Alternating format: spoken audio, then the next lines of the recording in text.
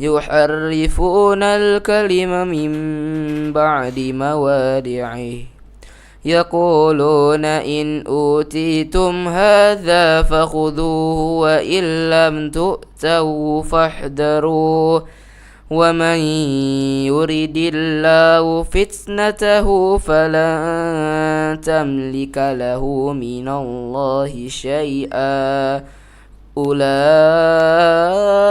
الذين لم يرد الله أن يطهر قلوبهم لهم في الدنيا خزي ولهم في الآخرة عذاب عظيم سماعون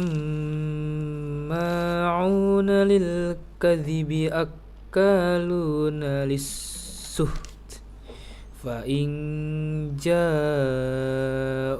فاحكم بينهم أو أعرض عنهم وإن تغرد عنهم فلن يضروك شيئا وإن حكمت فاحكم بينهم بالقسط إن الله يحب المقسطين وكيف يحكمونك وعندهم التوراة فيها حكم الله ثم يتولون من بعد ذلك وما أولئك بالمؤمنين إنا أنزلنا التوراة فيها هدى ونور يحكم بها النبيون الذين أسلموا للذين هادوا والربانيون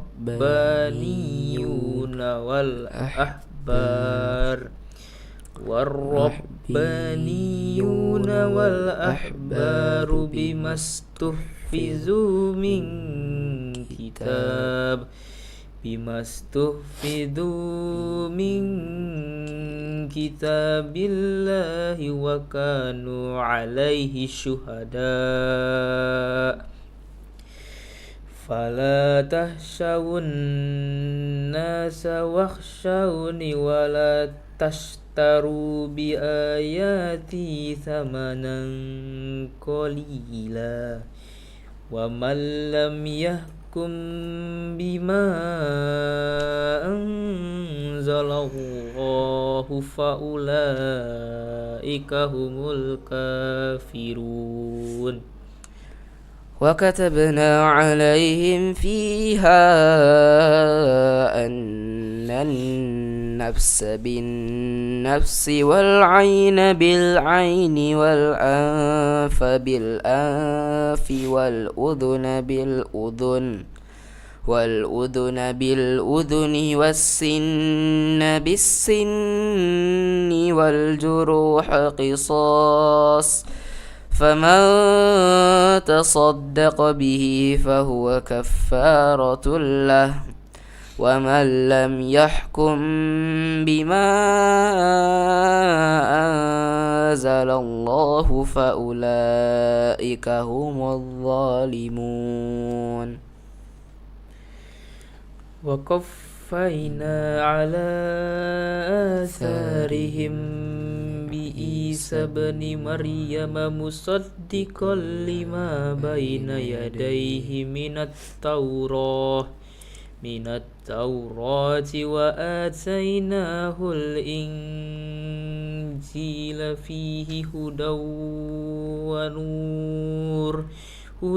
ونور ومصدقا لما بين يديه من التوراة وهدى وموعظة للمتقين وليحكم أهل الإنجيل بما أنزل الله فيه ومن لم يحكم بما أنزل الله فأولئك هم الفاسقون وأنزلنا إليك الكتاب بالحق مصدقا لما بين يديه من الكتاب ومهيمنا عليه فاحكم بينهم بما أنزل الله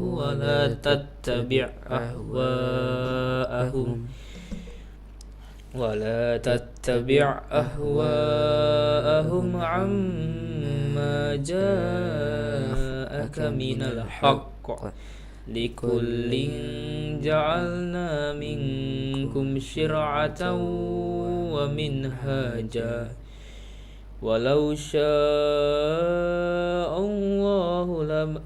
ولو شاء الله لجعلكم أمة واحدة ولكن ليبلوكم فيما آتاكم فاستبقوا الخيرات إلى الله مرجعكم جميعا فينبئكم بما كنتم فيه تختلفون وأن احكم بينهم بما أنزل الله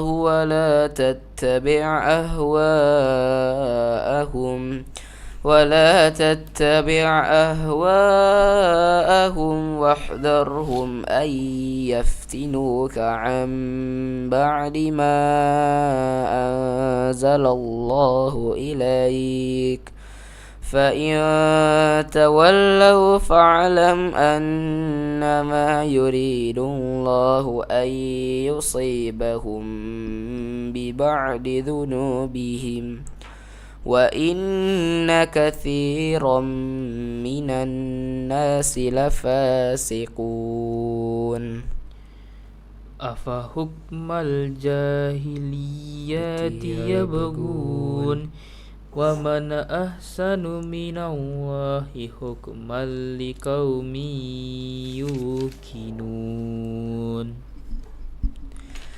يا أيها الذين آمنوا لا تتخذوا اليهود والنصارى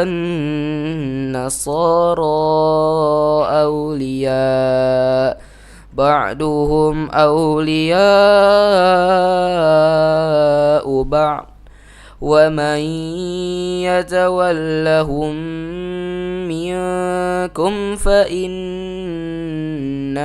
منهم إن الله لا يهدي القوم الظالمين فترى الذين في قلوبهم مرض يسارعون فيهم يقولون نخشى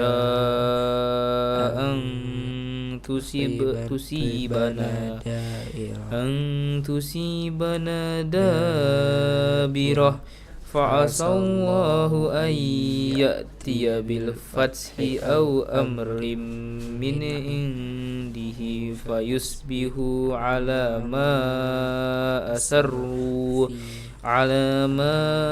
أسروا في أنفسهم نادمين ويقول الذين آمنوا أهؤلاء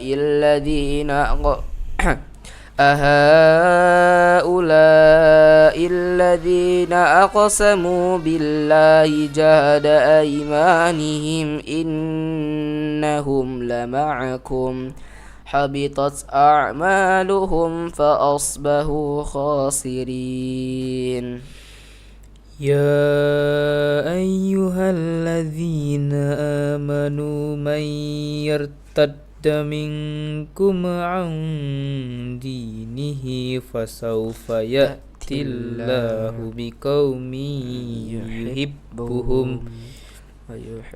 بقوم يحبهم ويحبونه أذلة على المؤمنين أعزة على الكافرين يجاهدون في سبيل الله ولا يخافون لومة لائم ذلك فضل الله يؤتيه من يشاء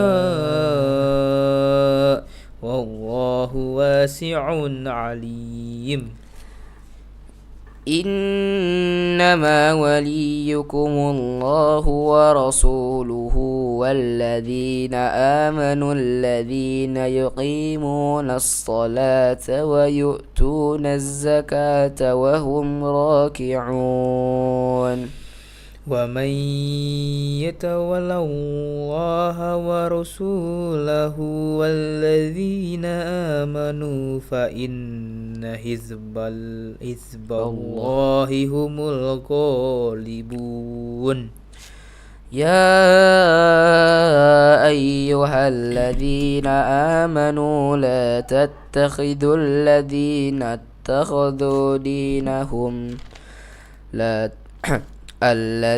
اتخذوا دينكم هزوا ولعبا من الذين أوتوا الكتاب من قبلكم والكفار أولياء واتقوا الله إن كنتم مؤمنين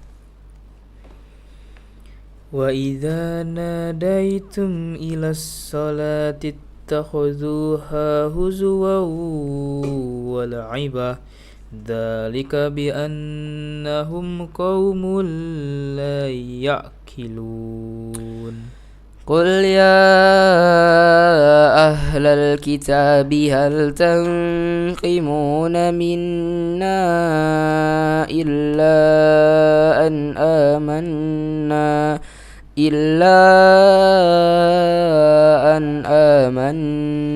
بالله وما أنزل إلينا وما أنزل من قبل وأن أكثركم فاسقون قل هل أنبئكم بشر من ذلك مثوبة عند الله من لعنه الله وغضب عليه وجعل منهم القردة والخنازير وعبد الطاغوت أولئك شر مكانا وأضل عن سواء السبيل وإذا جاءوكم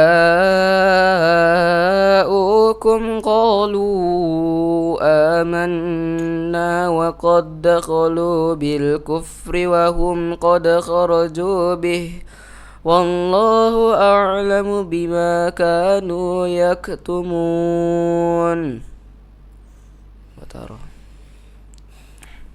وترى كثيرا منهم يسارعون في الإثم والعدوان وأكلهم السوت لبئس ما كانوا يعملون لولا ينهاهم الربانيون والأحبار عن قولهم الإثم وأكلهم السحت لبئس ما كانوا يصنعون وقالت اليهود يد الله مغلولة غلت أيديهم ولعنوا بما قالوا بل يداه مبسوطتان ينفق كيف يشاء وليزيدن كثيرا منهم ما أنزل إليك من ربك طغيانا وكفرا وألقينا بينهم العداوة والبغضاء إلى يوم القيامة كلما أوقدوا نارا للحرب أطفأها الله ويسعون في الأرض فسادا والله لا يحب المفسدين. ولو أن أهل الكتاب آمنوا واتقوا لكفرنا عنهم سيئاتهم ولأدخلناهم جنات النعيم. ولو أنهم أقاموا التوراة والإنجيل وما أنزل إليهم من ربهم لأكلوا من فوقهم ومن تحت أرجلهم منهم أمة مقتصدة وكثير منهم ساء ما يعملون. يا أيها الرسول بلغ ما أنزل إليك من ربك وإن لم تفعل فما بلغت رسالته والله يعصمك من الناس إن الله لا يهدي القوم الكافرين. قل يا أهل الكتاب لستم على شيء حتى تقيموا التوراة والإنجيل وما أنزل إليكم من ربكم ولا يزيدن كثيرا منهم ما أنزل إليك من ربك طغيانا وكفرا فلا تأس على القوم الكافرين. إن الذين آمنوا والذين هادوا والصابئون والنصارى من آمن بالله واليوم الآخر وعمل صالحا فلا خوف عليهم ولا هم يحزنون. لقد أخذنا ميثاق بني إسرائيل وأرسلنا إليهم رسلا كلما جاءهم رسول بما لا تهوى أنفسهم فريقا كذبوا وفريقا يقتلون. وحسبوا ألا تكون فتنة فعموا وصموا ثم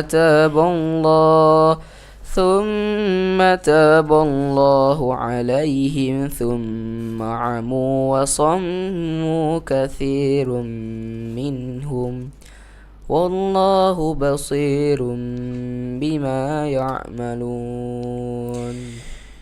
لقد كفر الذين قالوا إن الله هو المسيح ابن مريم وقال المسيح يا بني إسرائيل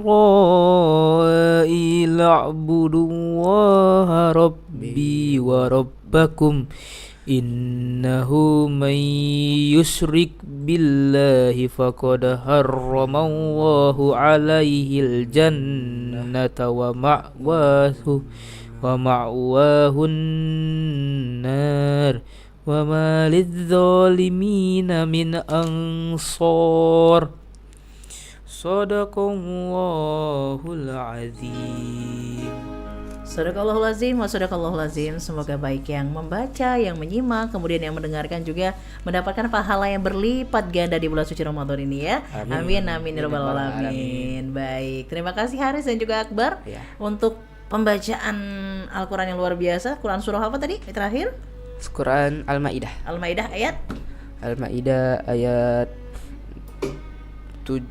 72 ya, terakhir Al-Maidah ayat 72. Jadi besok untuk hari Senin akan dilanjutkan oleh teman-teman dari mereka juga ya, Quran surah Al-Maidah ayat 73 berarti ya selanjutnya ya. Sekali lagi terima kasih ya. Selamat menjalankan ibadah puasa dan juga sholat Jumat sebentar lagi menjelang ya, karena kebetulan mereka ini para ikhwan kita yang taat insyaallah, amin ya. Amin. Dan 6PM sampai di sini untuk live tadarus edisi kali ini, tepatnya di hari Jumat 14 Maret 2025, hari yang ke-14 Ramadan 1446 Hijriah. Jangan kemana-mana, tetap bersama kami di Six Radio, radio siar anak muda Palembang. Assalamualaikum. Waalaikumsalam.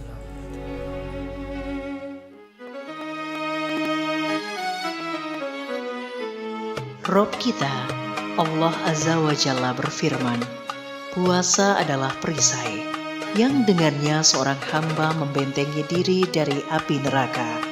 Dan puasa itu untukku, akulah yang akan membalasnya. Hadis riwayat Ahmad.